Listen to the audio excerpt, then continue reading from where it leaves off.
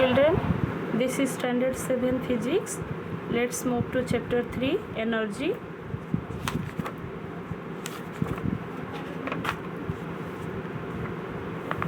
What is energy? Energy is the capacity of doing work.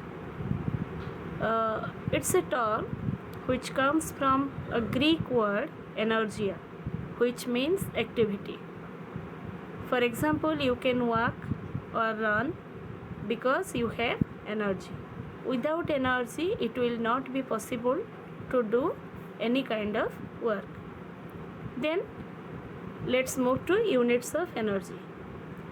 Mainly there are two types of units of energy. One is calorie and one is joule. Calorie can be defined as the amount of heat energy required to raise the temperature of 1 gram of water by 1 degree Celsius.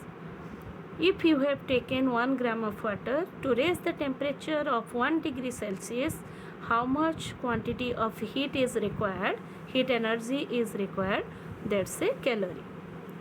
Then kilocalorie is used to measure heat for practical purposes.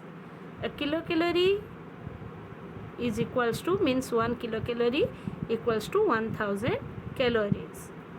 Then SI unit of energy is joule.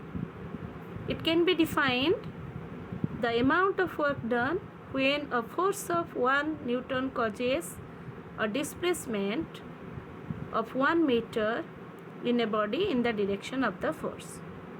When you are applying 1 Newton of force on a body should takes the displacement or causes the displacement of 1 meter in the direction of the force. Then the work is said to be done. It's known as 1 joule of work is said to be done. Children, here one thing I want to make you clear. The work unit and energy unit both is same, that's joule. Because work and energy both are related terms. Both are interdependent on each other. Without energy we cannot do work. If we did the work, then energy to be lost. Again, it can be gained by taking rest and by having different types of nutritional food. Then come to the bigger unit of joule is kilojoule. 1 kilojoule equals to 1000 joule. It has been found that the amount of heat energy required to raise the temperature of 1 gram of water by 1 degree Celsius is 4.186 joule. Means 1 calorie is equals to 4.186 joule. That's the relation between calorie and joules. 1 kilocalorie equals to, as you know, 1 kilocalorie equals to 1000 calories. So 4.186 into 1000 is 4186 joules. Then move to forms of energy. Energy exists in many forms.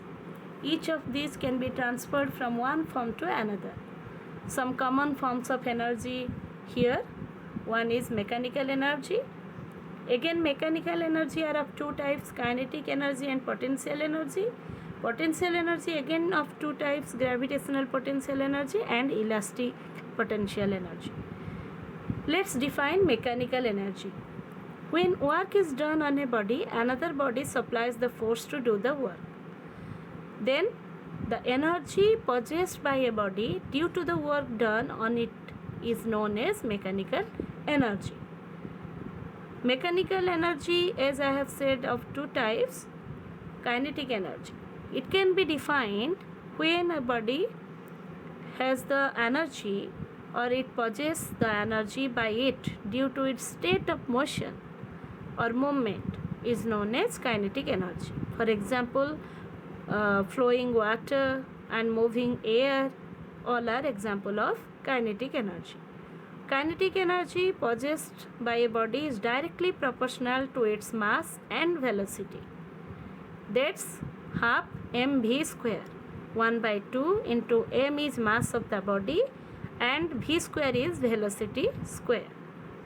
Then come to potential energy. Potential energy of a body is the energy possessed by it by virtue of its position. It is of two types: gravitational potential energy.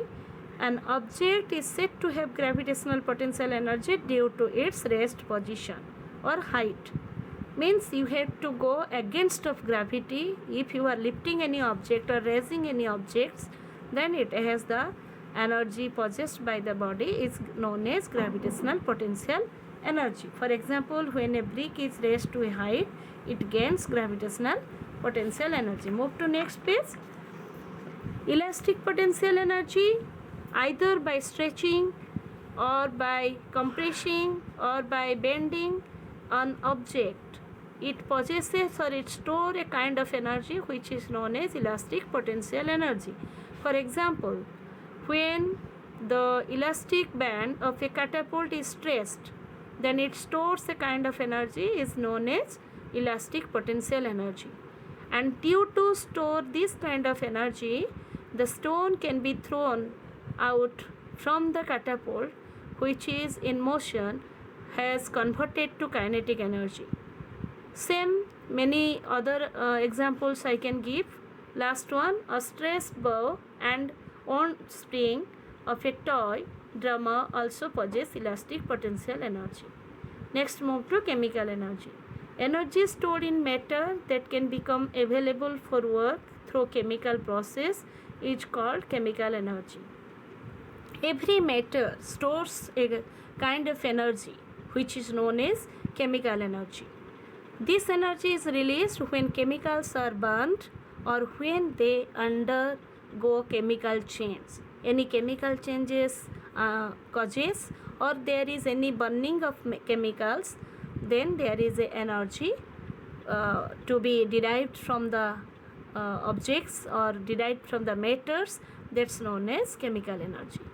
Even energy in the food also that we eat in the form of chemical energy, it is being stored. Fuels such as coal, petrol and natural gas have chemical energy stored in them. These fuels release energy when they are burned. Then move to electrical energy. Every electrical appliances, they run due to these types of energy stored in them. That's the electrical energy. How it being produced? It being produced due to the flow of electric charge through a substance. Then come to light energy. It's also a form of energy that enables us to see objects around us. Means it's create the sense of vision. That is why we are able to read this page. Plants use the light energy of the sun to prepare food, etc. Then move to heat energy. It also a form of energy that causes a sensation of hotness or coldness. It can be transferred from a hotter body to colder body and has the capacity to do the work. It is produced by burning fuels such as wood and coal and by using electrical appliances such as heaters, geysers, irons and ovens. Then move to sound energy. It is produced when there is any kind of vibration causes in a either in a musical instrument or anywhere any kind of vibration causes. Even someone is speaking and you are able to hear, means there is a vibration causes in that person's vocal cord, then you are able to means listen the sound because of vibration.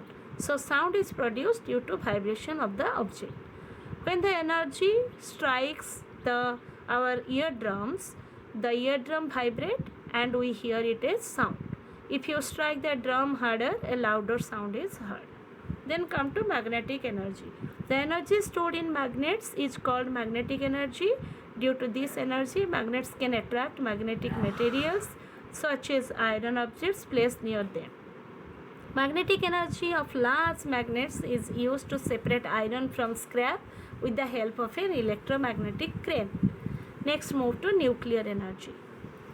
When the nucleus of an atom, every atom has a nucleus at its center, and the nucleus of an atom, if it splits or when two nuclei are combined together, then there is a large amount of energy is released in the form. This energy is called nuclear energy. In nuclear plants, nuclear energy is used to generate electricity.